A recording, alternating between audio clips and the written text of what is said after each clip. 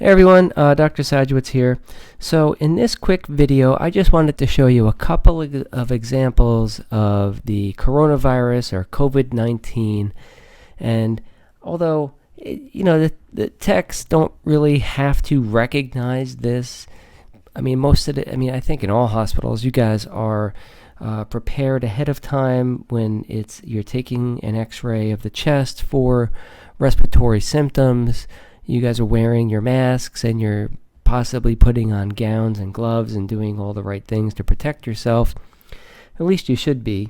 But I wanted to go through, some of the findings you can see on a chest x-ray and CT scan for COVID. Anyway, let's get into it. Okay, here we have a chest x-ray on a patient that's pretty normal. Now, some people would say that there are maybe some subtle opacities down here in the left base. I really don't see anything in the right lung. Maybe if you can hallucinate out here in the left lung, possibly an opacity, but if a radiologist read this as normal, I would not be surprised. Okay, so let me show you her follow-up study, or the follow-up study on this patient from about a week later. Okay, now we can see bilateral, patchy opacities in both lungs that aren't very dense. They're kind of just like a haziness to them, right? Okay, so these bilateral patchy opacities that are kind of hazy, that is pretty typical for COVID-19. And although that can look like a whole bunch of other things in the lungs, inflammatory and infectious conditions, COVID tends to look like this. Let me get into a CT scan now on that same patient. So we're scrolling through the chest from top to bottom, and we can see these ground glass opacities in both lungs. Okay, they're kind of patchy, right? So it's not involving like one whole lobe or one whole segment of a lung. They're patchy and spread throughout both lungs.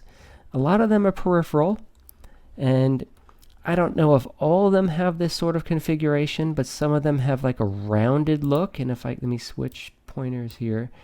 Some of them have this kind of rounded look. Maybe this one has kind of like a rounded peripheral look to it. That is also typical for COVID, right? So we can say maybe this one has kind of a rounded shape to it. And so when we see things like that, we want to raise the suspicion for COVID-19. Now, I want to bring in another x-ray.